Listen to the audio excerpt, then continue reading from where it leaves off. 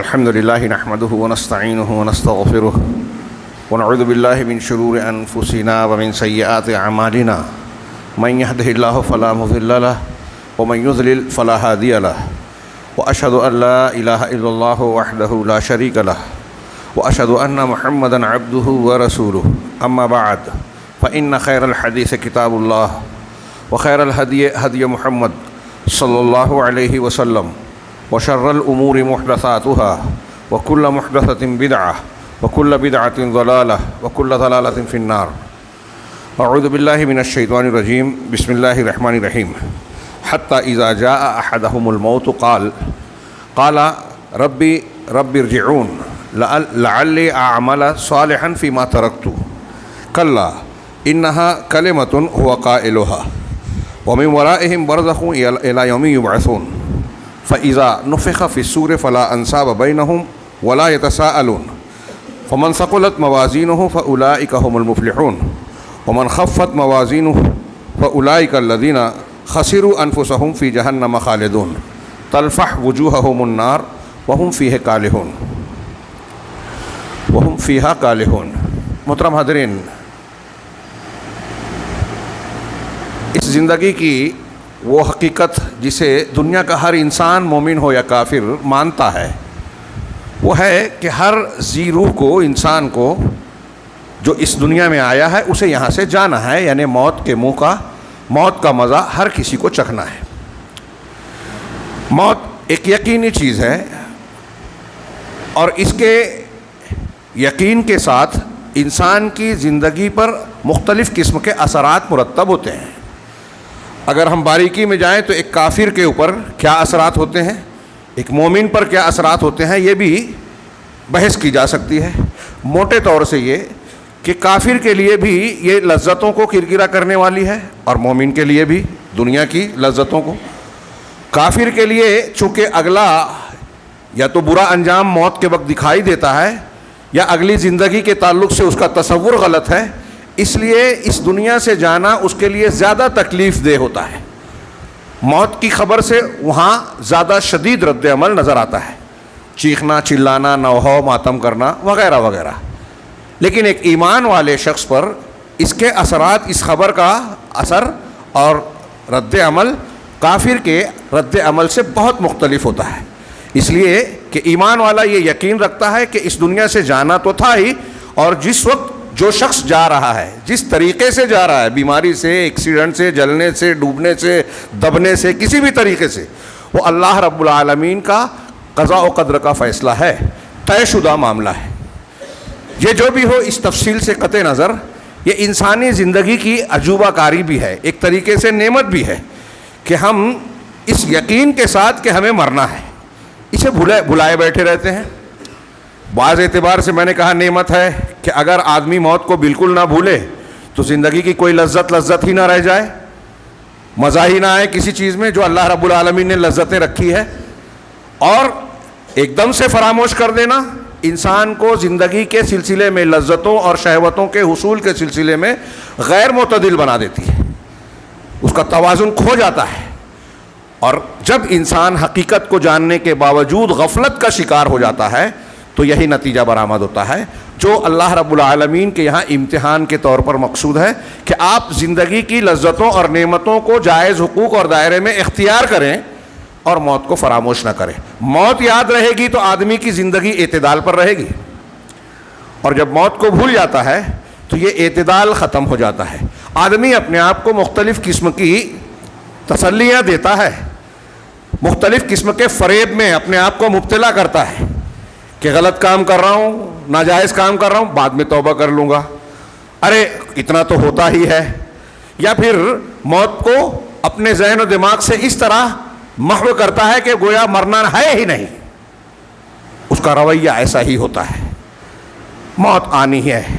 اللہ رب العالمین نے قرآن مجید میں اس کو مختلف انداز میں انسان کو بار بار یاد دلایا. یا ایھا الانسان انک کادح الی ربک کدحا فملاقیہ، کہ انسان تم اپنی تمام تر کوششوں اور محنتوں کے ساتھ پروردگار کے جناب میں جا رہے ہو، آگے بڑھ رہے ہو، اور اس سے آخر میں ملنا ہی ہے، ملاقات کرنا ہے، اللہ کا سامنا کرنا ہی ہے.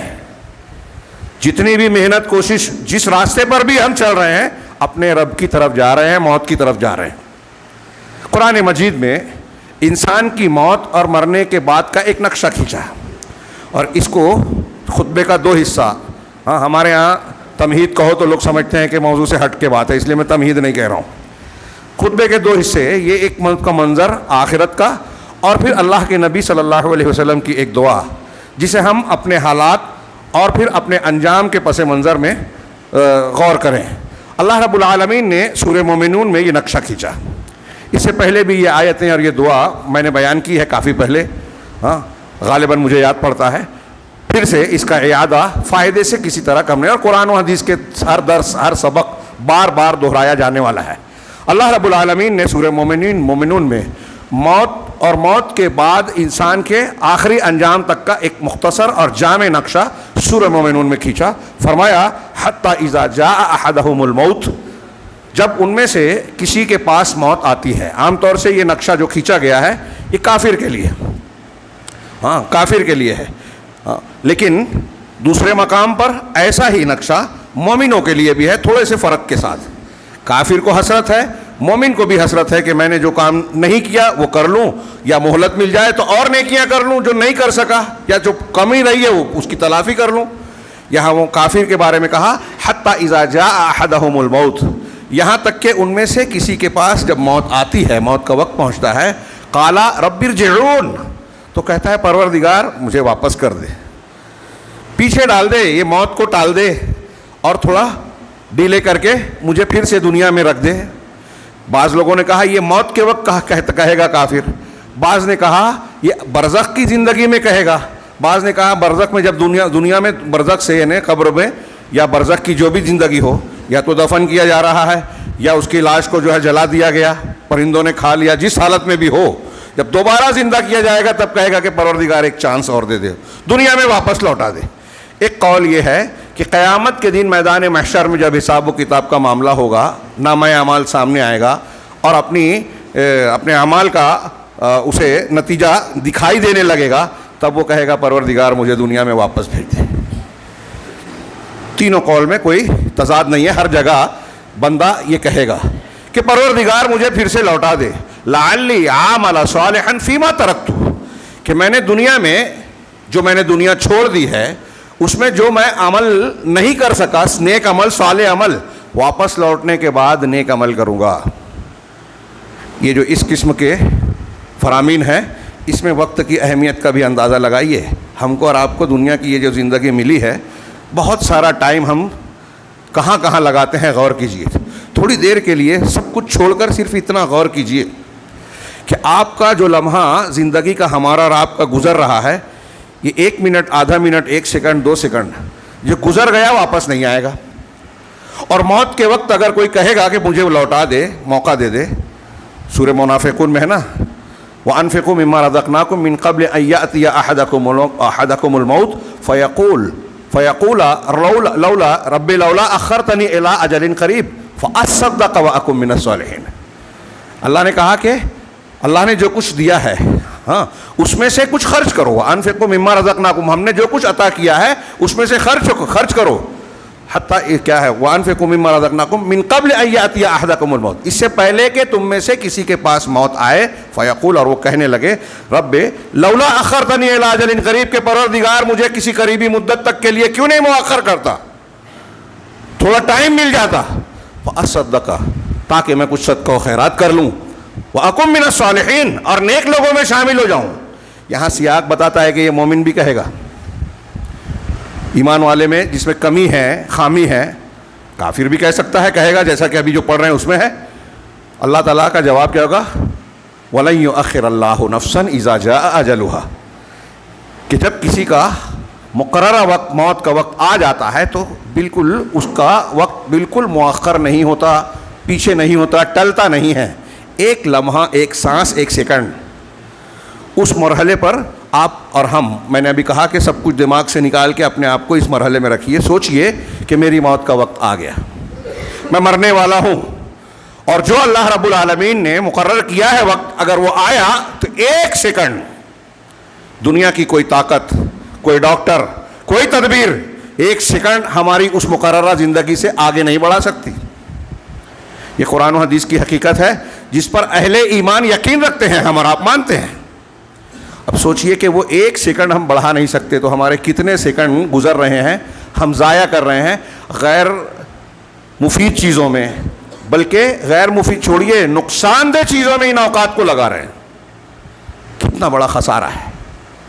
ابھی میں نے وانمباڑی میں اس پہ تھوڑی تفصیلی گفتگو کی, یہاں بھی مناسب لگا کہ اسی تناظر میں یہ گفتگو کروں کہ اللہ رب العالمین نے اس مرحلے کا تذکرہ کر کے ہم کو اور آپ کو اس زندگی کی قیمت بتائی ہے کہ اپنی زندگی کے گزرتے ہوئے لمحات کی قدر و قیمت جانے. دیکھیے یہ کافر مرنے کے وقت, دوبارہ زندہ کیے جانے کے وقت اور میدان محشر میں کہے گا کہ پروردگار پھر سے بھیج دے, لیکن اللہ نے آگے کہا کلا, ایسا ہو ہی نہیں سکتا, ہرگز نہیں, یہ ممکن ہی نہیں ہے. انہا کلمۃ ہوا قائلھا, یہ تو بس ایک بات ہے جسے وہ کہہ رہا ہے. اس کا ایک مطلب تو یہ ہوا کہ وہ کہنے والا کہہ رہا ہے, یعنی مطلب زبان سے صرف کہہ رہا ہے, ہونے والا کچھ بھی نہیں ہے. وہ کہہ رہا ہے مجھے لوٹا دے, فائدہ کچھ نہیں ہے اس بات کا, موقع ملنے والا نہیں ہے. دوسرا مطلب یہ ہے کہ یہ کہنے والا کہہ رہا ہے, بس بات ہی بات ہے. اگر اللہ رب العالمین دوبارہ زندگی میں بھیج بھی دے دنیا میں, تو ایک کافر, ایک ایسا شخص جو غفلت کی زندگی گزارنے والا ہے, وہ وہی زندگی گزارے گا, اسی ڈھرے پر چلے گا جس پہ پہلے تھا. یہ قرآن میں یہ مضمون دوسری ہے کہ وَلَوْ رُدُّوا لَعَادُوا لِمَا نُهُوا عَنْهُ. یہ لوگ کہیں گے نا پھر سے لوٹا دے, پھر سے لوٹا دے پروردگار, اب ہم اچھا عمل کریں گے. اللہ نے قرآن میں یہی کہا وَلَوْ رُدُّوا, اگر ان کو پلٹا بھی دیا جائے, لوٹا بھی دیا جائے, لَعَادُوا لِمَا نُهُوا عَنْهُ, تو اسی کام کی طرف پلٹیں گے جس سے منع کیا گیا تھا. اس سے یہ بھی معلوم ہوتا ہے اللہ رب العالمین کا علم کتنا وسیع ہے. ماضی بھی جانتا ہے, جو ہو چکا وہ جانتا ہے, جو ہو رہا ہے وہ بھی جانتا ہے, جو ہونے والا ہے وہ بھی جانتا ہے, جو نہیں ہوا اگر ہوتا تو کیسا ہوتا یہ بھی جانتا ہے. مرنے کے بعد کسی کو اللہ رب العالمین دوبارہ دنیا میں لوٹائے گا نہیں, یہ طے ہے. کافر ہو مومن ہو کوئی بھی ہو. شہداء کہتے ہیں, ابھی یہ 15 شعبان آ رہی ہے, ہمارے یہاں کچھ لوگوں کا عقیدہ ہے کہ روحیں لوٹتی ہے, ہندوانہ عقیدہ. شہداء سے اللہ تعالیٰ نے پوچھا کچھ اور چاہیے, پوچھتا ہے کچھ اور چاہیے, کچھ اور چاہیے. شہدائے احد کے بارے میں روایتیں ہیں, کہا جب بار بار وہ کہیں گے کہ ہم نے جو چاہا تھا اس سے زیادہ ملا, اب تو پوچھ ہی رہا ہے تو چل ٹھیک ہے پھر سے دنیا میں بھیج دے, پھر سے تیری دنیا میں جا کے ہم پھر سے تیرے راستے میں قربانی دیں, شہید ہو جائیں اور یہ درجہ پائیں. تو اللہ کہے گا کہ نہیں, یہ میرے نزدیک, یہ میرے یہاں طے ہو چکا ہے کہ دنیا سے جو آ جائے وہ دوبارہ نہیں جائے گا. جن سے اللہ تعالیٰ خود پوچھ رہا ہے, پوچھا کہ کچھ چاہیے تو بولو, ان کو دنیا میں دوبارہ نہیں بھیجے گا ان کے مطالبے پر, تو روحیں ایسے ہی واپس آ جائے گی یا ان کو کہنے پر لوٹا دے گا. تو اللہ رب العالمین یہ جانتا ہے, یہ طے شدہ ہے کہ جو مر گیا وہ دوبارہ دنیا میں نہیں آئے گا. لیکن قرآن میں اللہ نے بتایا کہ یہ کفار, مشرکین, اللہ کے سرکش اور مخالفین, یہ اگر دنیا میں بھیج بھی دیے گئے تو وہ کام کریں گے جس سے منع کیا گیا ہے. جو نہیں ہوا یا نہیں ہوگا, لیکن ہوتا تو کیسے ہوتا اللہ کو یہ بھی معلوم ہے, اسی لیے تقدیر پہلے سے لکھ دی. تو اللہ رب العالمین نے ان آیتوں میں کہا کلا انہا کلمۃ ہوا قائلھا ومن ورائہم برزخ الی یوم یبعثون. یہ بس کہنے کی باتیں ہیں کہ مرنے کے وقت وہ کہے گا, وقت چاہے گا, لیکن کچھ ہوگا نہیں. اب موت آ ہی جائے گی, آنا ہی ہے. اب ان کے پیچھے یا آگے کہیے مرنے کے بعد ایک آڑ ہے, برزخ, پردہ آڑ, دو چیزوں کے درمیان کسی آڑ کو برزخ کہتے ہیں. اور مرنے کے بعد اور قیامت کے دن دوبارہ اٹھائے جانے کے بعد یہ جو زندگی, دو زندگیوں کے بیچ کا جو گیپ ہے, اس کو اصطلاح میں قرآن و حدیث میں برزخ کہا گیا. یعنی ان دو زندگیوں کے درمیان کا آڑ. اس میں انسان دنیاوی اعتبار سے موت کی حالت میں ہے, لیکن قرآن و حدیث کے مطابق اس حالت میں بھی اس کے ساتھ عذاب اور انعام کا معاملہ ہوتا ہے, ہو سکتا ہے. اس کی قرآن و حدیث میں بہت سی دلیلیں ہیں, کچھ لوگوں کی عقل میں نہیں آتی, حالانکہ ان کی عقل قابل عقل نہیں ہے, قابل سمجھ والی نہیں ہے, کیونکہ بہت سی چیزیں ایسی ہیں. ہاں, ایک آدمی سویا ہوا ہے, سونے والا ڈراؤنا خواب دیکھ رہا ہے, آپ کے بازو میں, آپ کے بستر پر ایک آدمی آپ کے بغل میں سو رہا ہے, وہ بھیانک خواب دیکھ رہا ہے, اس کو شیر پھاڑ رہا ہے, سانپ دوڑا رہا ہے, یا کچھ اور ایسی چیز دیکھ رہا ہے کہ کوئی اس پر حملہ کر رہا ہے, وہ بھاگ رہا ہے, چیخ رہا ہے, چلا رہا ہے خواب میں. آپ وہاں بیٹھے ہیں, آپ کو احساس ہوتا ہے کہ خواب کی حالت میں یہ خوف زدہ ہے، چیخ چلا رہا ہے، اور کبھی کبھی ایسا بھی ہوتا ہے کہ اچانک جب اس خوفناک خواب دیکھنے کے بعد وہ بیدار ہوتا ہے تو اس کے بدن پر اس کے اثرات سے پسینے وغیرہ بھی ہوتے ہیں، اور جب وہ چونک کر اٹھتا ہے تو دیکھنے والا کہتا ہے کیا یار کچھ خواب دیکھ لیا کیا؟ ہاں بڑا ڈراؤنا خواب دیکھا۔ تو جب تک وہ سویا ہوا تھا اور ڈراؤنا خواب دیکھ رہا تھا، اس خواب میں بھاگ رہا تھا، چلا رہا تھا، آپ وہاں بیٹھ کے بھی محسوس نہیں کرتے تھے۔ تو نیند تو موت کی چھوٹی بہن ہے، موت سے چھوٹی ہے۔ نیند کی حالت میں ایک سونے والے پر کیا گزر رہی ہے جاگنے والا نہیں سمجھ پاتا، تو مرنے کی حالت میں ایک مردے پر کیا گزر رہی ہے یہ ایک زندہ آدمی نہیں سمجھے تو کون سی عقل کے خلاف بات ہے؟ ایسی اور دلیلیں عقلی طور سے بھی ثابت ہے۔ نیند کی حالت میں بھی آدمی لذت محسوس کرتا ہے، ہاں درد محسوس کرتا ہے، کچھ مزے کا خواب دیکھتا ہے، ہاں تو اس میں اس کو مزہ آتا ہے، وہ ڈر کا خوف دیکھتا ہے تو اس میں وہ خوف زدہ ہوتا ہے۔ دونوں چیزیں ہم نیند کی حالت میں بھی جانتے ہیں، سمجھتے ہیں، ہر انسان مومن و کافر اس سے گزرتا ہے، تو کون سی غیر عقلی بات ہے یہ؟ خیر، تو برزخ اللہ رب العالمین نے فرمایا کہ ان کے پیچھے ایک برزخ ہے اس دن تک کے لیے جب ان کو دوبارہ اٹھایا جائے گا۔ میں نے بتایا کہ انعام کی بھی بات ہے، ایک ایمان والے کے لیے برزخی زندگی میں بھی جو ہے قبر کو کشادہ کر دیا جائے گا، انعام، اور ایک ہی گھڑے میں ایک جنتی ایک جہنمی، ایک عذاب والا ایک ثواب والا ہو، اللہ رب العالمین کی قدرت سے بالکل بعید نہیں ہے کہ ایک کو عذاب ہوگا اور ایک کو انعام ملے گا، ایک کو جنت کی ہوائیں ملے گی اور ایک کو ایسے دردناک گروس اور ایسے زہریلے سانپ مسلط کیے جائیں گے کہ وہ چیخے گا، چلائے گا، اور اس کی چیخ و پکار کو حدیث کے مطابق اگر دنیا کے لوگ سن لیں تو اپنے مردوں کو دفن کرنا چھوڑ دیں۔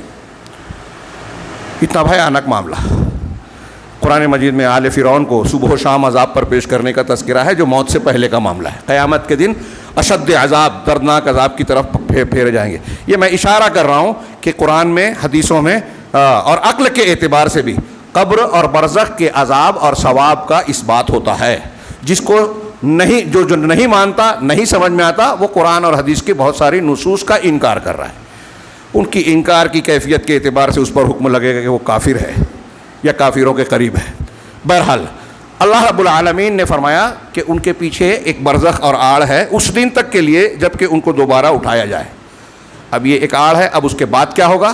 موت آنی ہی ہے، ہم میں سے ہر شخص کو وہاں پہنچنا ہے۔ اس کے بعد برزخی زندگی، اب اس کے بعد کیا ہوگا؟ فَإِذَا نُفِخَ فِي الصُّورِ، جب سور میں پھونک دیا جائے گا، دو نفخہ، پہلے میں ساری چیزیں تباہ ہو جائے گی، ختم، اور ایک لمبی مدت کے بعد دوسرا، یہ دوسرے کا تذکرہ ہے کہ جب سور میں پھونکا جائے گا اللہ کے حکم سے تو لوگ جی اٹھیں گے، اپنی قبروں سے اٹھ کر محشر کی طرف لپکیں گے، بھاگیں گے۔ سب سے پہلے جناب محمد رسول اللہ صلی اللہ علیہ وسلم اپنی قبر مبارک سے نکلیں گے۔ کیا ہوا؟ انا اول من ينشق عنه القبر او کما قال، اللہ کے رسول سے اللہ تعالیٰ نے فرمایا کہ پھر جب یہ سور پھونک دیا جائے گا، لوگ اکٹھا ہوں گے، فلا انصاب بینہم، تو اب کوئی رشتہ داریاں نہیں ہوگی، خاص طور سے کافر مشرک کے لیے کوئی رشتہ دار، ہمدرد، پہچاننے والا نہیں ہوگا۔ فلا انصاب بینہم یومئذ ولا یتساءلون، تو ان کے درمیان اس دن، اس وقت کوئی رشتہ داری نہیں رہ جائے گی اور نہ ہی ایک دوسرے کو پوچھیں گے، سوال کریں گے۔ اہل علم نے کہا کہ یہ کیفیت ابتدائی مرحلے کی ہوگی میدان محشر میں، کہ ایک دوسرے سے رشتہ داریاں تو ایک طریقے سے ٹوٹ ہی جائے گی، لگ بھگ بھاگیں گے، اور ساتھ ہی ساتھ کوئی ایک دوسرے کو پہچانے گا نہیں، ایک دوسرے سے پوچھے گا نہیں۔ لیکن یہ شروعات میں ہوگی، جب تھوڑا وقت گزرے گا تو پہچان تو آ جائے گی، ایک دوسرے کو پہچاننے لگیں گے، لیکن کوئی کسی کے کام نہیں آئے گا، بلکہ اللہ رب العالمین نے جو نقشہ کھینچا ہے قرآن میں مختلف مقامات پر، الاخلاء یومئذ بعضهم لبعض عدو الا المتقون، دل دہل جانے والا، رونگٹے کھڑے کر دینے والا اللہ رب العالمین کا ارشاد ہے، اور ایسے کئی ارشادات کہ انتہائی گہرے دوست دنیا میں جو ایک دوسرے پر جان نچھاور کرنے والے، وہ جگری دوست ہیں، لیکن قیامت کے دن دشمن بن جائیں گے، سوائے متقی پرہیزگار لوگوں کے۔ یعنی اگر ہماری دوستیاں دین کی بنیاد پر ہے، تقوی اور پرہیزگاری کے ساتھ ہے، تو وہاں بھی قائم رہے گی، پہچان رہے گی، اور ہماری دوستیاں گناہوں میں ہے, غلط کاموں میں ایک دوسرے کے تعاون کے ساتھ ہے, کفر میں ہے, شرک میں ہے, مسلمانوں کو اہل حق کو ستانے میں ہے, کوئی سنت پر عمل کر رہا ہے, ہم بدعتی ہیں اور بدعتی سنت والوں کو مخالف کی مخالفت کر رہا ہے, رد کر رہا ہے, اس کا عرصہ حیات تنگ کر رہا ہے, مسجد توڑ رہا ہے,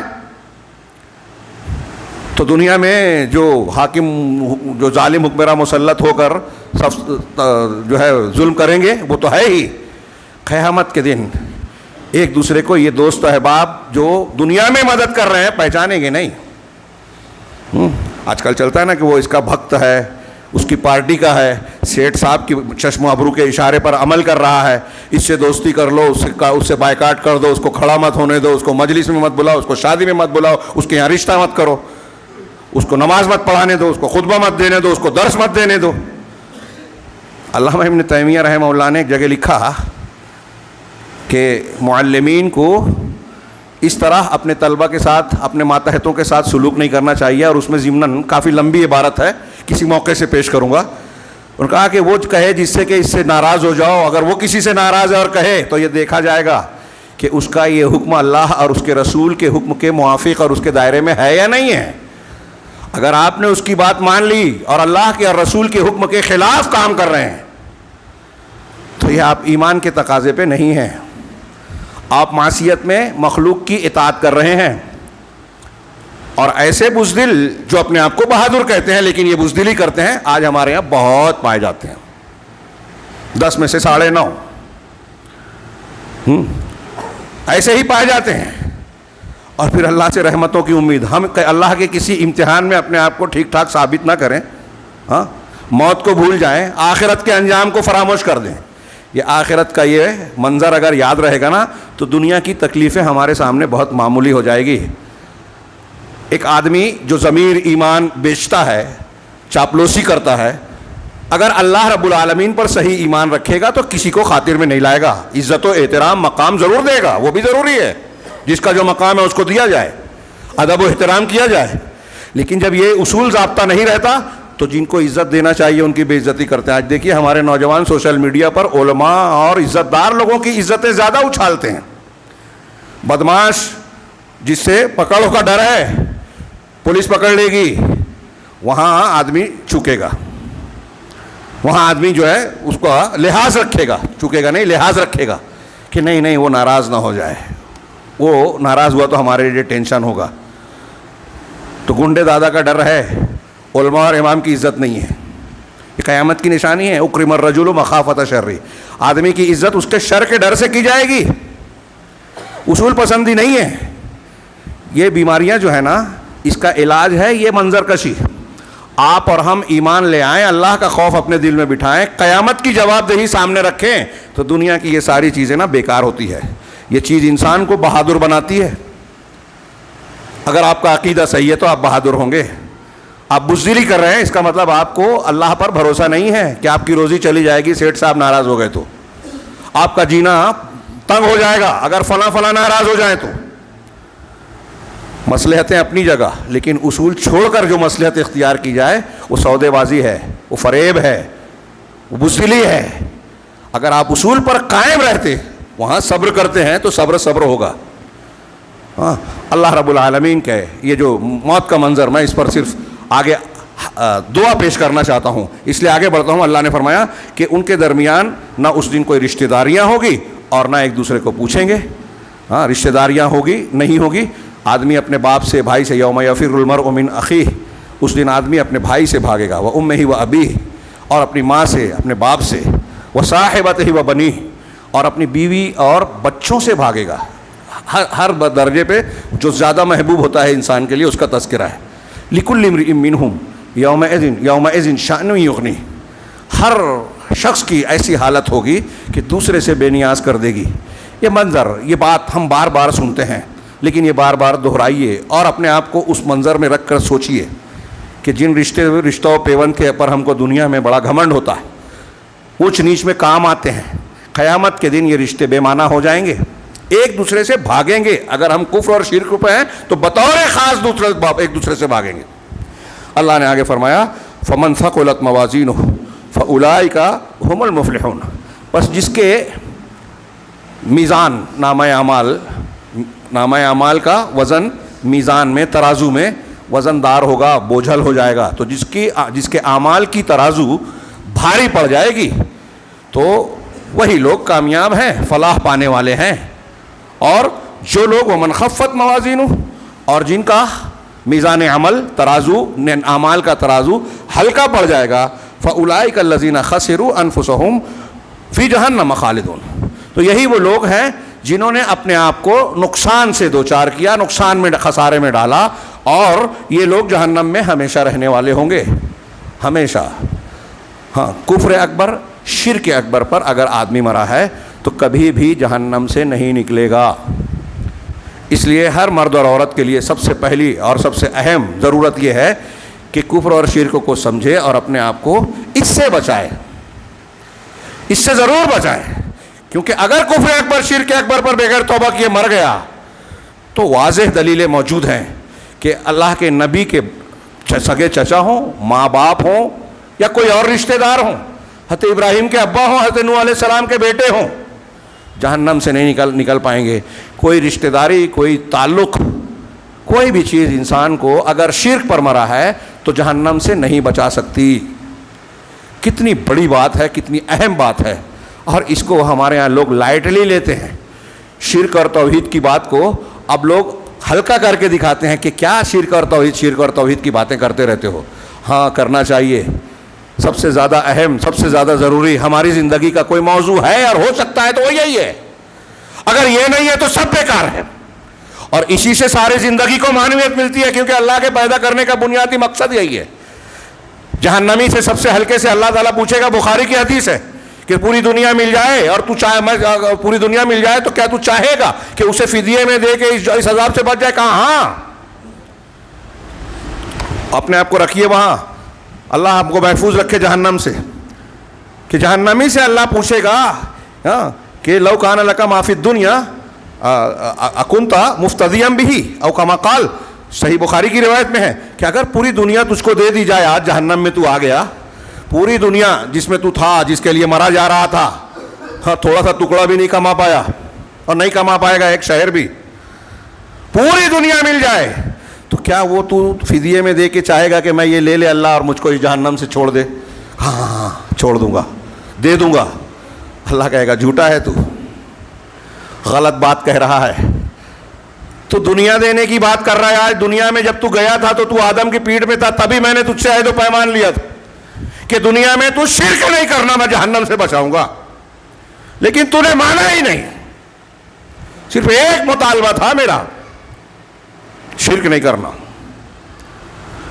تو سب سے زیادہ اس سے ڈرنے کی ضرورت ہے اور بچنے کی ضرورت ہے. ہاں, جہنم میں ہمیشہ رہنے والے ہوں گے, اور جو جہنم میں ہوگا بہت سے ایمان والے بھی جائیں گے, اللہ بچائے ہمیں. اگرچہ وہ بعد میں, اگر توحید ہے, ایمان ہے, تو بعد میں نکالے جائیں گے, یہ طے ہے. تلفح وجوہہم النار, تلفح وجوہہم النار, ان کے چہروں کو آگ جھلسا رہی ہوگی. جو جہنم میں ہوں گے, اللہ رب العالمین نے ذکر کیا, یہ ایک ہلکا سا منظر ہے. ایک جگہ بھی قرآن کو غور سے پڑھ لو نا جہنم کے منظر سے, تو ہمارے رونگٹے کھڑے ہو جائیں, دل دہل جائیں, آنکھیں بہنے لگے گی. لیکن ہم یقین کے ساتھ پڑھتے نہیں ہیں, سنجیدہ ہوتے نہیں ہیں, اسے یقین کی نظر سے دیکھتے نہیں ہیں. پڑھے اور گزر گئے, یا پھر اپنے آپ کو تسلی دی کہ نہیں ہم تو بچنے والے ہیں. صحابہ کرام کا ایسا نہیں تھا. ان تذکروں پر روتے تھے, داڑیاں بھیگ جاتی تھی, چیخ پڑتے تھے, ہچکیاں بن جاتی تھی مسجدوں میں. ان کے چہرے کو یہ آگ جھلسا رہی ہوگی. چہرے کا بطور خاص ذکر کیا. آدمی اپنے چہرے کا سب سے زیادہ خیال رکھتا ہے, بدن ڈھکا رہتا ہے, اور چہرہ سب سے زیادہ شرف والا, دکھائی دینے والا ہوتا ہے. مرد ہو یا عورت, چہرے کا زیادہ خیال رکھتے ہیں, تو بطور خاص اس کا ذکر کیا. پورے جسم کو جھلسائے گی آگ جہنم کی, اوپر سے نیچے سے, اندر سے باہر سے, ہر جگہ پہنچے گی. موت کو چیخے گا, موت نہیں آئے گی. تو چہرہ ان کو جھلسا رہی ہوگی یہ آگ.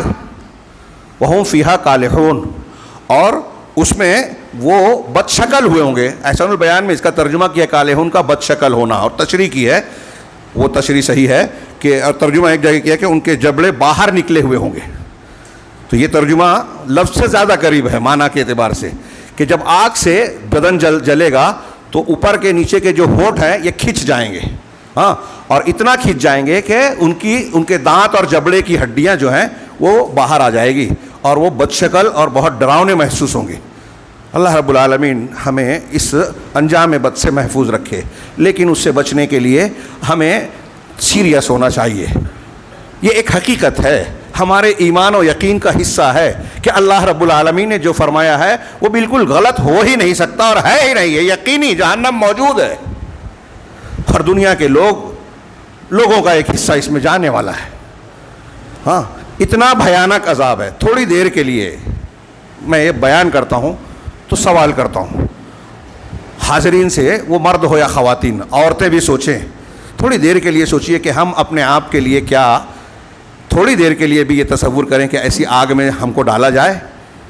ہمارے بچے, ہمارے بھائی بہن جن سے ہم کو محبت ہے, دنیا میں جن کا ہاتھ ٹوٹ جائے, ہڈی ٹوٹ جائے, بلکہ تھوڑا سا کٹ پھٹ جائے, یہ بھی ہم کو گوارا نہیں ہوتا. ان کی تکلیف سے ہم کو درد محسوس ہوتا ہے. کیا ان کے لیے اتنا بھیانک عذاب ہو, ہم یہ گوارا کر سکتے ہیں؟ تھوڑی دیر کے لیے سوچئے اور غور کیجئے کہ پھر جب یہ یقین ہے اور یہ معاملہ ہونا ہے تو ہمیں اس تعلق سے کتنا زیادہ فکر مند ہونا چاہیے کہ ہم اپنے آپ کو اور اپنے اہل و عیال کو اس بھیانک عذاب سے بچائیں. اللہ نے کہا قوا انفسکم واہلیکم نارا وقودها الناس والحجارہ. تو دنیاوی مسائل کے حل کے لیے ہم کتنی بھی تگ و دو کریں, کرنا چاہیے, ٹھیک ہے, ضروریات ہے, لیکن اس میں مت پھنس کر یا اس کے لیے آخرت کو, اس جہنم کو, ایسے بھیانک انجام کو ہم بھول جائیں, اس سے بڑی بیوقوفی کوئی نہیں ہو سکتی. اور آج اس بیوقوفی میں دنیا کے بڑے بڑے دانشور, ہم اور آپ بھی جو عقل مند بنتے ہیں, مبتلا ہیں.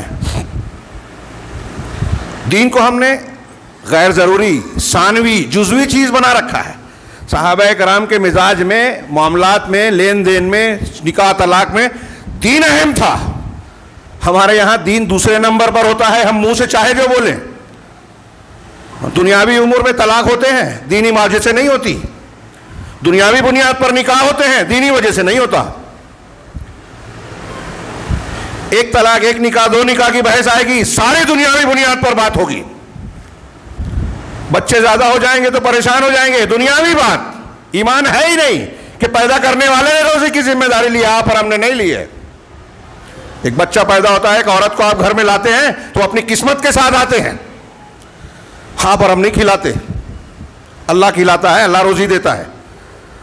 تو ہمارا رویہ مسلمانوں کا رویہ بھی کافروں جیسا ہو گیا ہے. بتائیے کہ ہم اپنے بچوں کے لیے جس طریقے سے ان کے ارمان کو پورا کرنے کی کوشش کرتے ہیں, دنیاوی اعتبار سے ان کی ضروریات کا خیال رکھتے ہیں, ان کی ضد پورا کرنے کی کوشش کرتے ہیں, کیا ہم اتنی ہی سنجیدگی سے یہ سوچتے ہیں کہ کسی بھی طریقے سے یہ جہنم کا ایندھن نہ بن جائے؟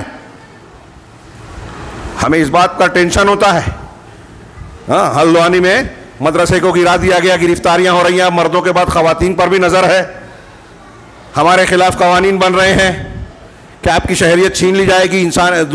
شہریت کے جو حقوق ہیں, ووٹ دینا, سرکاری اسکیموں سے فائدہ اٹھانا, یہ چھین لیا جائے گا. جن کے پاس کاغذات نہیں ہوں گے, جو ثابت نہیں کر پائیں گے. اور سب سمجھ رہے ہیں, محسوس کر رہے ہیں, ڈر رہے ہیں. جہنم سے زیادہ اس سے ڈر رہے ہیں.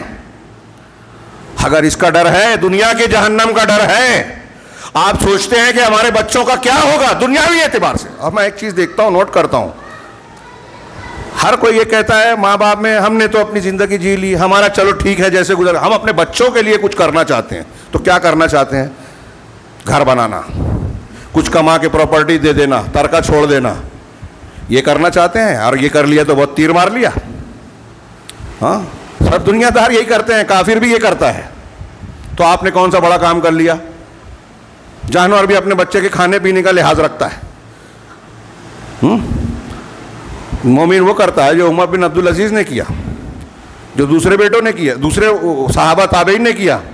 عبادہ بن صامت اپنے بیٹے کو بلا کے کیا بولتے ہیں کہ بیٹے, وقت نہیں ہے اس لیے, عربی نہیں کئی مرتبہ پیش کر چکا ہوں, یا بنی انک لن تجد طعم الایمان والی روایت, کہ بیٹے ایمان کی لذت تم اس وقت تک نہیں پہنچ سکتے جب تک یہ یقین نہ کر لو کہ جو کچھ تمہیں ملا ہے وہ کھو نہیں سکتا تھا, چھوٹ نہیں سکتا تھا, اور جو چھوٹ گیا نہیں ملا وہ مل نہیں سکتا تھا. ایک تلقین کر رہے ہیں اور حدیث پیش کر رہے ہیں آگے. پوری زندگی پر اس کے اثرات مرتب ہو رہے ہیں. آپ اور ہم یہ یقین کر لیں کہ جو ملا وہ چھوٹ نہیں سکتا, جو نہیں ملا وہ مل نہیں سکتا تھا. یہ اللہ کا فیصلہ ہے دنیا میں. کہاں کہاں پوری زندگی پر اس کے اثرات ہوں گے اس خیال اور یقین کے. آپ ایک چیز کی محنت کر رہے ہیں کہ ہم کو یہ گھر مل جائے, فلاں لڑکی سے ہماری شادی ہو جائے, نہیں ہوئی, گھر نہیں ملا, آپ کی تمنا پوری, تو یقین ہے کہ اللہ نے نہیں لکھا تھا نہیں ملی, اور کوئی طاقت مجھے دے بھی نہیں سکتا تھا. پھر اس کی بنیاد پر کسی سے شکوہ, کسی سے دشمنی نہیں رہے گی. یہ اللہ کا فیصلہ, یہ سام کے سوچ کے صبر کرے گا آدمی. بہت بیماریوں کا علاج ہو گیا اس میں. یہ صحابہ کرام کی گہری نگاہ تھی کہ مرنے کے وقت بیٹے کو کون سی جامع نصیحت کرنا ہے. آگے حدیث پیش کی, میں نے اس سے پہلے پیش کیا تھا. اسی طریقے سے حضرت عمر بن عبدالعزیز نے اپنے بیٹے کو بلایا, 11 بیٹے تھے. کہا میں اس دنیا سے جا رہا ہوں, مجھے محسوس ہو رہا ہے اور تمہارے لیے کوئی بڑا ترکہ چھوڑے نہیں جا رہا ہوں. پہلے بہت مالدار تھے, خلیفہ بنے غریب ہو گئے. اکثر میں کہتا ہوں سلف ایسے تھے, حضرت بکر صدیق مالدار تھے, خلیفہ بنے ہم غریب ہو گئے.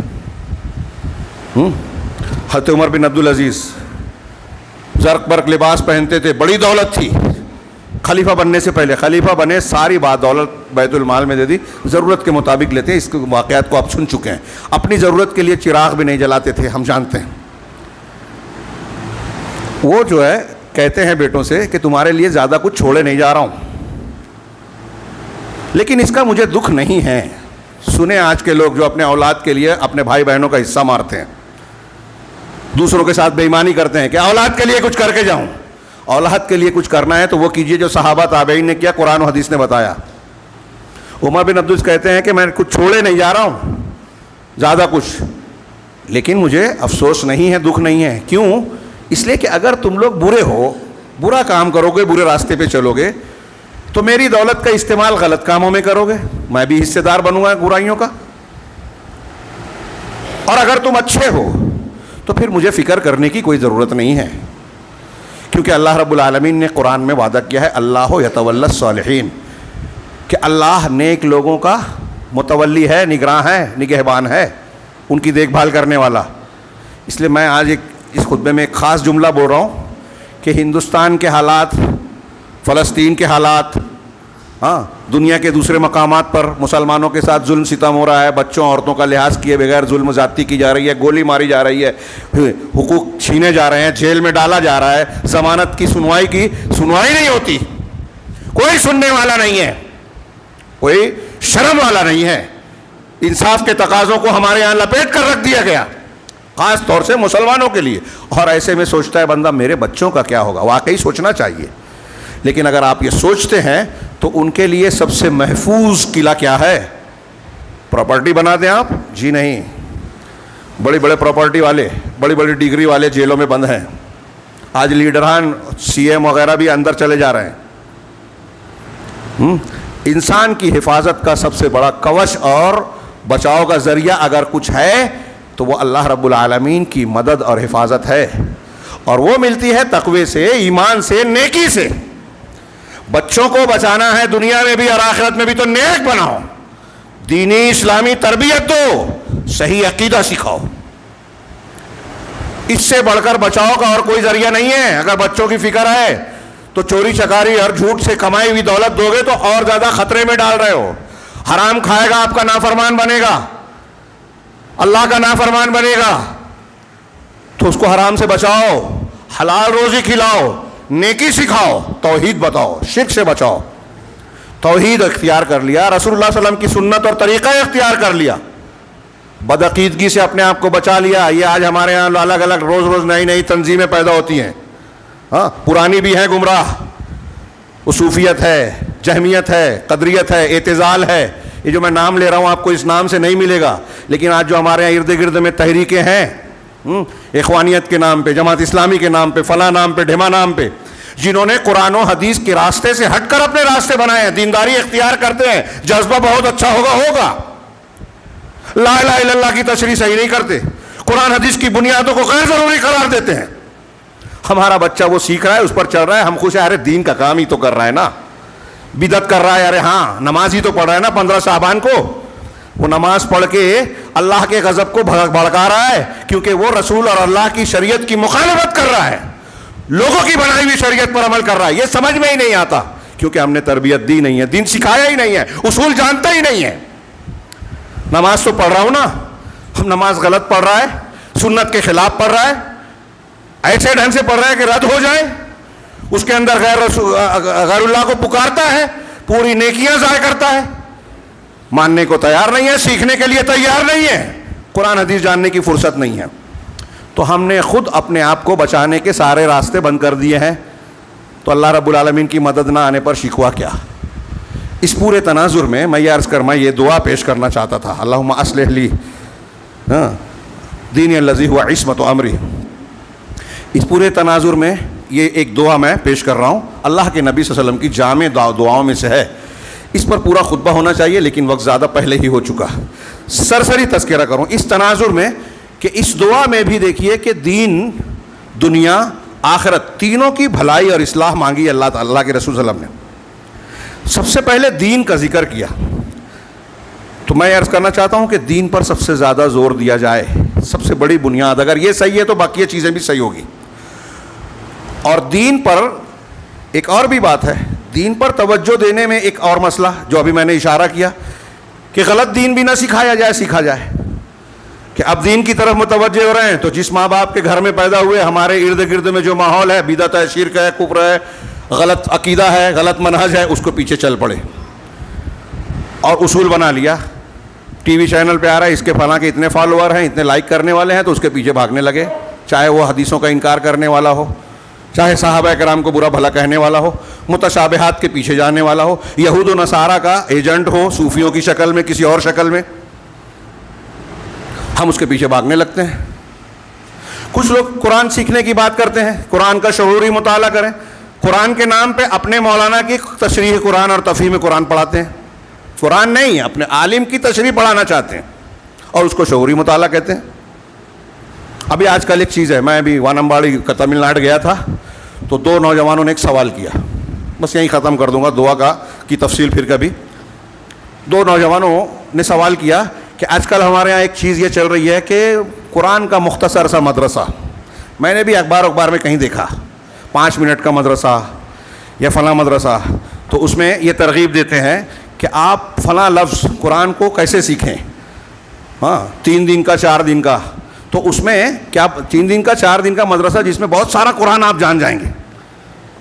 تو تاثر دیتے ہیں, مثال کے طور پہ قرآن کا ایک لفظ فی حرف ہے, یہ فی یعنی میں, یا کہیں کہیں اس کا دوسرا معنی بھی ہوتا ہے, تو میں یا پر, فی بمعنی علی, اس کا یہ معنی ہوتا ہے قرآن مجید میں. اب آپ کو ہم نے بتا دیا کہ فی کا معنی میں. اب قرآن مجید میں یہ فی کا لفظ, مثال کے طور پہ, میں ٹھیک نہیں جانتا, ایک مثال دے رہا ہوں, اپنے طور سے کہہ رہا ہوں, قرآن مجید میں یہ لفظ فرض کیجئے 500 مرتبہ آیا. 500 مرتبہ نہیں ہے, میں اپنے طور سے کہہ رہا ہوں مثال سمجھانے کے لیے, کہ 500 مرتبہ آیا. تو بولیں گے فی کا مطلب آپ کو پتہ چل گیا, مطلب قرآن کے 500 جگہ سے 500 الفاظ آپ کو معلوم ہو گئے, 500 قرآنی لفظ کا معنی آپ کو پتہ چل گیا. قرآن میں لفظ حمد آیا ہے, اس کا معنی تعریف کرنا ہوتا ہے, قرآن میں اتنی مرتبہ استعمال ہوا ہے, لہٰذا آپ کو اتنا معنی معلوم ہو گیا. اس طرح سے کچھ تعلیم دی جا رہی ہے. ابھی ایک مصیبت تھی کہ وہ لوگ جو تھوڑا موڑا پڑھ لیتے ہیں, فتویٰ دینے لگتے ہیں, دعوت کا کام کرنے لگتے ہیں, قرآن حدیث پہنچائیے علماء کی سرپرستی میں, جتنا معلوم ہے اتنا. یہاں تفریق نہیں رکھی گئی, لہذا فساد پھیل رہا ہے. اور قرآن و حدیث میں اس فساد کا ذکر ہے کہ جاہلوں سے, چھوٹے لوگوں سے لوگ دین سیکھیں گے, قیامت کی نشانی ہے. اب یہ ایک نئی چیز آ گئی ہے, تو میں نے اس کو کہا کہ جو ہمارے ہاں شارٹ کٹ ہے نا, سہولت پسندی, آج کل جو ماڈرن زمانہ ہے, ڈاکٹر, انجینئر, اس کے نام سے لوگ متاثر اور مروب ہوتے ہیں. اور میں نے دیکھا پڑھے لکھے لوگ بھی عجیب و غریب قسم کے کہ جہالت کا شکار ہیں. جہالت کہیے, نادانی کہیے, نیت اچھی ہو سکتی ہے کہ نہیں علماء کو بھی یہ پڑھنا چاہیے, علماء کو ڈاکٹر بننا چاہیے. چلو بن گیا, اب عالم ڈاکٹر بن گیا, دواخانہ کھول رہا ہے, خطبہ تقریر نہیں کر رہا ہے, دین کی دعوت نہیں دے رہا, تو کہتے ہیں ارے عالم بن کے ایسا نہیں کر رہا ہے. بھائی آپ کہتے ہو نا معاش کو اس کو خود کفیل ہونا چاہیے, خود کفیل بننے کے لیے وہ کما رہا ہے, تو پھر شکایت کیوں کر رہے ہو؟ اگر عصری تعلیم نہیں ہے تو مدرسے میں آپ بچے کو بھیجیں گے نہیں, مالدار تو بالکل نہیں بھیجے گا. حقیر سمجھتے ہیں, عالم بن رہا ہے, ارے کیا بن رہا ہے. تو ڈاکٹر لوگ کتنی خدمت دے رہے ہیں, انجینئر کتنی خدمت دے رہے ہیں. ہمارے یہاں میں اکثر اس سے پہلے بھی کہہ چکا ہوں کہ فلاں شہر کا سر بلند ہوا اور یہ ہوا اور وہ ہوا, فلاں نے پاس کر لیا, فلاں نے جو پاس کر لیا کلکٹر بن گیا, ڈاکٹر بن گیا. قوم کو کتنا فائدہ پہنچا رہے ہیں, قوم کے مسائل کے حل میں ان کا کیا حصہ اور کیا یوگدان ہے. کہاں غائب ہو جاتے ہیں کچھ دنوں کے بعد. ایک اور جو ہے کمیشن کھانے والا آ گیا, سودی لین دین کر کے دواخانہ بنا رہے ہیں, اتنا چارج کرتے ہیں کہ غریب کی جو ہے پیٹ ٹوٹ جائے, کمر ٹوٹ جائے. تو یہ خدمت ہے؟ یہ فخر کی بات ہے؟ ڈگری لینا کا فخر کی بات ہے؟ ڈگری سے جو ہے قوم کے سر بلند ہوگا؟ یہ جو فیشن چل رہا ہے نا تعلیم کے, اور تعلیم کے نام پہ تجارت ہو رہی, دکانیں کھلی ہوئی ہیں, کوئی تعلیم والیم کا مقصد نہیں سامنے رکھا ہے. یہ دین کی نہ ہونے کی وجہ سے یہ تعلیم بھی گمراہ ہے. آپ کی تعلیم اس وقت مفید ہوگی جب دین ساتھ ہوگا. اللہ نے صرف پڑھنے کا حکم نہیں دیا کہ پڑھو, یہ کہا اقرا بسم ربک, اپنے رب کے نام سے پڑھو. پڑھنا ہے تو رب کو مت بھولو. ہر رب کو بھول کے لوگ پڑھ رہے ہیں تو کیا کیا بنتا ہے. اور قرآن حدیث کی تعلیم کو حضرت ابراہیم علیہ السلام کے علم کو کہتے ہیں گھٹیا ہے, اللہ کے رسول کے علم کو غیر ضروری مانتے ہیں. ہمارے یہاں تحقیر ہے. اللہ تعالیٰ کا, اللہ کے رسول نے کہا کہ سب سے بہتر اللہ کے نزدیک وہ جو قرآن پڑھائے. ہمارے نزدیک سب سے گھٹیا وہی ہے. سماج میں چندہ مانگنا پڑتا ہے, پتہ نہیں کیسے. کچھ ایسے بھی عالم اور امام ابھی خبریں آ رہی ہے کہ خودکشی کر رہے ہیں. میں سوچتا ہوں ایک مومن, کم درجے کا مومن, یہ خودکشی کیسے کرے گا؟ یہ ایسا گناہ ہے کہ اس کے بعد توبہ کا موقع ملے نہ ملے. گناہ کبیرہ ہے, حلال سمجھ کے کرے تو کفر ہو جائے گا. ہاں کبیرہ گناہ ہے یہ. اس کے بعد توبہ کا موقع, ہر گناہ کرنے کے بعد توبہ کر سکتا ہے, اس کو تو نہیں کر سکتا. تو ایک جاہل مسلمان بھی یہ نہیں کرے گا. اب علماء یا امام بھی کر رہے ہیں مسجد کے. کیوں؟ سب کے نزدیک دنیا اہم ہے. تو میں یہ کہہ رہا تھا کہ یہ ان لوگوں نے, نوجوانوں نے سوال کیا کہ یہ جو شارٹ کا قرآن کا یہ لفظ سیکھ لیا, قرآن سیکھ لیا, تو کیا یہ صحیح ہے, کیا درست, کی کیا حیثیت ہے؟ تو میں نے ان سے سوال کیا کہ آج عرب دنیا میں, عربوں میں, سعودی عرب ہو, لبنان ہو, مصر ہو, اور بہت سارے جو ملک ہیں عرب دنیا کے, اور بعض غیر عرب دنیا میں بھی جو لوگ عربی, تو جو لوگ عربی میں بات چیت کرتے ہیں, بولتے ہیں, ان کو تو قرآن کے جتنے الفاظ ہیں اکثر کا معنی معلوم ہے. تو کیا وہ سب کے سب قرآن کے عالم ہیں؟ ان کو 100% قرآن آ گیا؟ آپ کو اتنا پرسنٹ آ گیا, آپ کو اتنا پرسنٹ آ گیا 2 لفظ سیکھنے کے بعد. یہ وہ کہہ رہے ہیں, دھوکہ دے رہے ہیں. وہ تو خیر صحابہ کرام, اب میں دائرے کا ہوں, علماء میں کتنے ہیں اب, جیسے بدعتی ہیں, خرافاتی ہیں, صوفی ہیں, یہ بھی عربی جانتے ہیں لیکن شرک کر رہے ہیں, قرآن کا معنی نہیں سمجھ رہے ہیں, قرآن کی توحید کی آیتوں کو شرک کے معنی پر محمول کر رہے ہیں, تو غلط تشریح کر رہے ہیں. تو جو لوگ عربی جان کر بھی معنی غلط کر رہے ہیں وہ جاہل کے جاہل ہیں, وہ بڑے جاہل ہیں. قاضی ابو یوسف امام ابو حنیفہ کے شاگرد, ان کا قول ہے کہ علم کلام کا جاننا جہالت ہے اور نہ جاننا علم ہے. پیارا قول ہے بہت. علم کلام فلسفہ اور منطق کی بنیاد پر اللہ کی اسماء و صفات, غیبیات کی چیزوں کو حل کرنا, جس کی وجہ سے لوگوں نے بہت گمراہیاں اختیار کی. معتزلہ وغیرہ نے جو راستہ اختیار کیا, عقل کو نقل پر مقدم کیا اور عقل کی بنیاد پر ساری چیزیں سمجھنے کی کوشش کی, جو سمجھ میں نہیں آئی رد کر دیا. آج بھی بہت سے لوگ ہیں ان کے اثرات میں.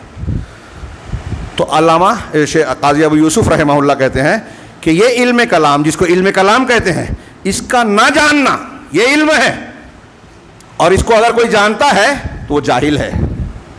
کیوں؟ اس لیے کہ اس کا جاننا غلط چیز کا جاننا ہے, اور غلط کسی چیز کو جاننا غلط طریقے سے یہ بھی جہالت ہے. تو قرآن حدیث کا جو غلط علم رکھ رہے ہیں, غلط تشریح کر رہے ہیں, وہ بھی جاہل ہے, اگرچہ آپ ان کے پیچھے بھاگ رہے ہیں. تو میں یہ کہہ رہا ہوں, اب یہ ان کی بات چھوڑیے. ابو جہل کو عربی نہیں آتی تھی؟ بہت اچھی آتی تھی. اس زمانے کے ابو جہل, ولید بن مغیرہ ولید بن مغیرہ اور ابو لہب, سب کی اعلیٰ عربی تھی. قرآن سن کے ہی مان لیتے تھے کہ یہ انسان ایسا کلام نہیں بول سکتا. تو کیا عالم ہوئے؟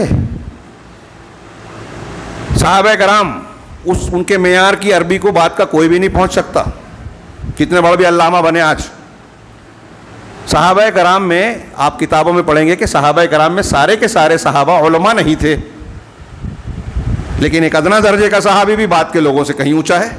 یہ الگ بات ہے، درجے میں بھی اور بعض مرتبہ بعض علوم میں بھی، علم کی بنیادوں میں بھی، اور سچائی کو قبول کرنے میں ان کا درجہ تو سب سے اونچا ہے، سب سے اعلیٰ ہے ایمان میں. تو وہ سب عالم نہیں ہے عربی جان کے، تو یہ دھوکہ ہے. ہم اس طرح کا دین کے معاملے میں تسلی لیتے ہیں کہ تھوڑا سیکھ لیا تو بس بہت ہو گیا. دنیا کو تفصیل سے پڑھنا ہے. اللہ رب العالمین نے قرآن میں کہا وَلَٰكِنَّ أَكْثَرَ النَّاسِ لَا يَعْلَمُونَ، اکثر لوگ علم نہیں رکھتے. يَعْلَمُونَ ظَاهِرًا مِنَ الْحَيَاةِ الدُّنْيَا، دنیا کی کچھ ظاہری چیزوں کو جانتے ہیں. ایک ڈاکٹر بن گیا، انجینئر بن گیا، سائنٹسٹ بن گیا، پروفیسر بن گیا، ماہر فلکیات بن گیا، ماہر فلاں بن گیا. لیکن اگر وہ دنیا کو جانتا ہے تو اللہ کہہ رہا ہے کہ دنیا کے ظاہر کا کچھ حصہ جان رہا ہے. وَهُمْ عَنِ الْآخِرَةِ هُمْ غافلون، اور آخرت سے غافل ہیں. تو یہ جاننے کے باوجود چونکہ آخرت سے غافل ہے اس لیے لا يعلمون ہے، علم رکھتے ہوئے بھی علم نہیں رکھتے. قرآن کہہ رہا ہے سورہ روم آیت نمبر 3 ہے غالباً، پڑھیے جا کے ترجمہ، کہ اللہ کہہ رہا ہے علم نہیں رکھتے، اور آگے کہا علم رکھتے ہیں. تو جس پر یہ فخر کر رہے ہیں اور جس کو حقیر سمجھ رہے ہیں، دونوں میں کس کی کیا حیثیت ہے غور کریں. تو ہمارے ہاں اگر دین کی طرف توجہ دینی بھی ہے نا تو لوگ فیشن کے اعتبار سے توجہ دے رہے ہیں. گوگل سے 2 حدیثیں دیکھ لیں گے، ہاں واٹس ایپ پہ پڑھ لیں گے. نہیں، علماء کی مجلسیں اختیار کیجئے، قرآن و حدیث کو اس طریقے سے پڑھیے جیسے پڑھنے کا سمجھنے کا اصول ہے، پھر کسی موقع پر اس کی تفصیل. یہاں دعا میں اللہ کے رسول نے سکھایا اللہم اصلح لی دینی الذی هو عصمت امری، اے اللہ میرے اس دین کی اصلاح کر دے جو میرے امر کا بچاؤ ہے. اعتصام، اللہ کی رسی کو مضبوطی، واعتصموا بحبل اللہ، نا اسی عصمت سے بنا ہے. کسی چیز کو پکڑ لے تو گویا پختگی کے ساتھ پکڑیں، یہ بچاؤ کا ذریعہ ہے قرآن و حدیث کو پکڑنا. تو اے اللہ میرے دین کی اصلاح کر. دین کی اصلاح میں نے کہا لمبی تشریح کی ضرورت ہے. صحیح عقیدہ معلوم ہو، صحیح عبادات کا طریقہ معلوم ہو، ہم کو دنیا میں دینی اعتبار سے کن چیزوں کو جاننا ضروری ہے وہ معلوم ہو اور اس پر عمل کریں. عقیدے کے بگاڑ سے بچے رہیں، جہالت میں نہ رہیں. یہ دین کی اصلاح ہوگی. اپنے بچوں کو سکھائیے، صحیح دین سکھائیے. علماء کی مجلس، مسجدوں سے رشتہ جوڑیے. اللہ نے فرمایا، اللہ کے رسول کی دعا ہے، اے اللہ یہ دعا یاد کر لیجئے، اللہ کے رسول کی جامع ترین، سبھی دعائیں جامع ہیں، یہ انتہائی جامع. اے اللہ میرے اس دین کی اصلاح کر دے جو میرے معاملے کا بچاؤ ہے. وَأَصْلِحْ لِي دُنْيَايَ الَّتِي فِيهَا مَعَاشِي، اس کا دوسرا جملہ کہ میری اس دنیا کی اصلاح کر دے پروردگار جس میں میری زندگی ہے. معاش زندگی ہے، معاش وہ زندگی گزارنے کا جو پیریڈ اور وقت ہے، دونوں تینوں معنی آئے گا. تشریح کا فی الحال موقع نہیں ہے، بڑی جامع بات ہے. اس میں کئی چیزیں آ گئی کہ اللہ رب العالمین نے گویا ہم کو زندگی کا ایک مقررہ وقت دیا. تو جو گزران ہے دنیا میں، جو ہم گزارا کر رہے ہیں، اس کا جو موقع ہے پروردگار اس کی اصلاح کر دے.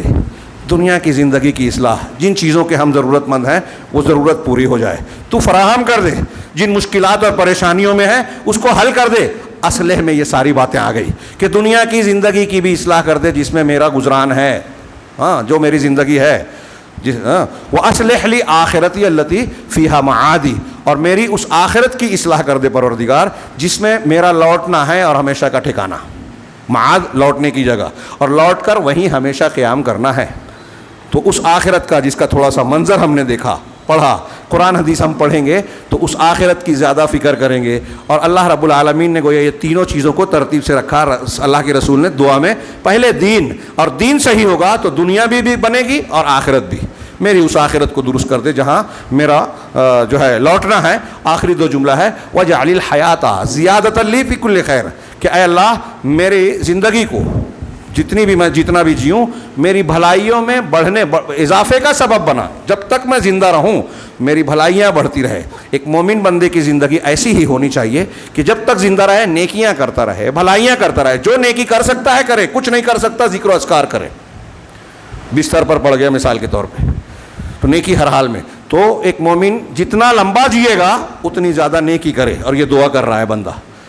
وَجَعْلِ الْحَيَاةَ زِيَادَةً لِّكُلِّ خَيْرٍ وَجَعْلِ الْمَوْتَ رَاحَةً لِّي مِن كُلِّ شَرٍ، اور موت کو مجھے ہر شر سے راحت اور بچاؤ کا ذریعہ بنا دے.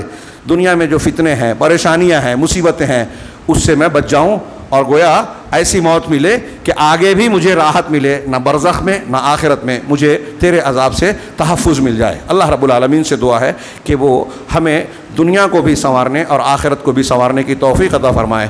دین کو سیکھ کر اس کے حقوق و تقاضے کو پورا کرنے کی ہمیں حتی الامکان جو ہے توفیق عطا فرمائے اور اس کے ذریعے سے دنیا اور آخرت میں کامیاب بنائے. وآخر دعوانا ان الحمد للہ رب العالمین. بارک اللہ لنا ولکم فی القرآن المجید ونفعنا وإیاکم بالآیات والذکر الحکیم. انہ تعالی جواد کریم ملک بر غفور رحیم.